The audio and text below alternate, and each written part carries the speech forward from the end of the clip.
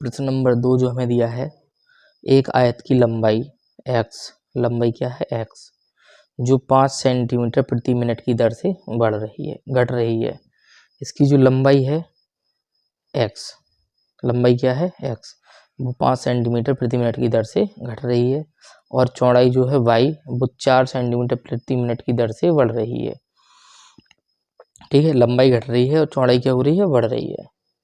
दो चीज़ें दी हैं, जब x बराबर 8 सेंटीमीटर हो यानी लंबाई 8 सेंटीमीटर हो और y बराबर 6 सेंटीमीटर यानी चौड़ाई 6 सेंटीमीटर हो तब, ठीक है, जब लंबाई 8 होगी और चौड़ाई कितनी होगी 6, तब आयत के परिमाप के परिवर्तन की दर बताना है और क्षेत्रफल के परिवर्तन की दर बताना है हमें। ठीक है, दो चीज़ें बतानी है।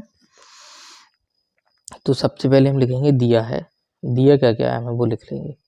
दिया है जो आयत की लंबाई है x, उसमें परिवर्तन तो हो रहा है किसके सापेक्ष, मिनट यानी समय के सापेक्ष।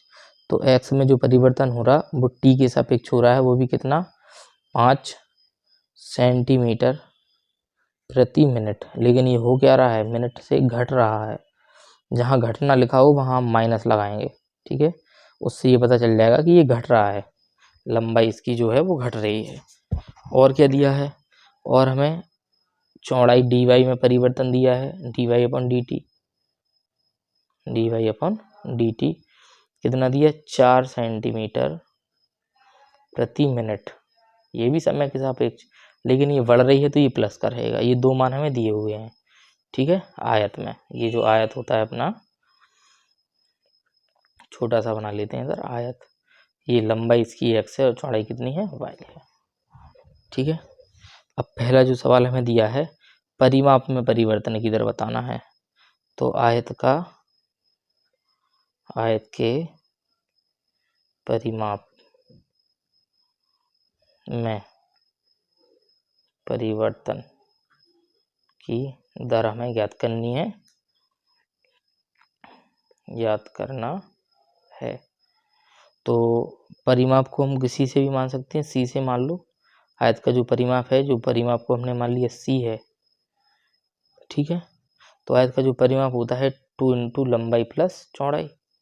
इसमें हमें परिवर्तन की दर बताना है यानी dc अपॉन dt बताना है, समय के सापेक्ष परिवर्तन। तो हमने इसका कर दिया पूरे का t के सापेक्ष अवकलन। ठीक है, ये जो परिमाप का फॉर्मूला है c बराबर 2 इंटू लंबाई प्लस चौड़ाई, इसका हमने कर दिया t के सापेक्ष अवकलन, क्योंकि ये t वाले मान दिए हैं। तो 2 इंटू, ये t तो है नहीं, x है, तो इस x का भी t के सापेक्ष हो जाएगा dx अपन dt, प्लस ये भी हो जाएगा dy अपन dt, दोनों का ये हो गया। ठीक है, 2 इंटू dx अपन dt दिया -5, dy अपन dt दिया +4, ये मान रख दिए। 2 इंटू अंदर बचा -1, -2 एकम 2 यानी dc अपन dt आ गया -2। परिमाप है तो सेंटीमीटर प्रति मिनट और ये माइनस में है तो ये घट रहा है, तो हम लिखेंगे अतः परिमाप, क्या लिखेंगे, अतः परिमाप 2 सेंटीमीटर प्रति मिनट की दर से घट रहा है। परिमाप क्या हो रहा है, इसका घट रहा है क्योंकि माइनस आ गया है। ठीक है, अब हमें क्षेत्रफल के परिवर्तन की दर और बताना है। ठीक है, तो इधर बगल में कर लेते हैं b। क्षेत्रफल जो होता है आयत का, क्षेत्रफल को हम मान लेते हैं a से, a बराबर लंबाई गुणे चौड़ाई यानी x गुणे y, x गुणे y यानी ये बन गया अपना पूरा xy। इसका कर दो t के सापेक्ष अवकलन, तो dA अपन dt बराबर, इसमें लगेगा u इंटू v, पहला ऐसा ही, दूसरे का अवकलन प्लस दूसरा ऐसा ही y ऐसा ही और x का अवकलन, तो dx अपन dt। क्योंकि t के सापेक्ष हो रहा, लेकिन ये दोनों ही x और y है, t तो है नहीं, तो पहले तो ऐसे ही रहा, y का किया तो dy अपन dt हो गया, फिर y ऐसा ही रहा, x का किया dx अपन dt। तो x का मान कितना है, लंबाई, x का मान अगर रखने की ज़रूरत है ये 8 और dy अपन dt कितना है 4। ठीक है, प्लस y का मान कितना है 6 और dx अपन dt कितना है -5, ये इधर रख दिया।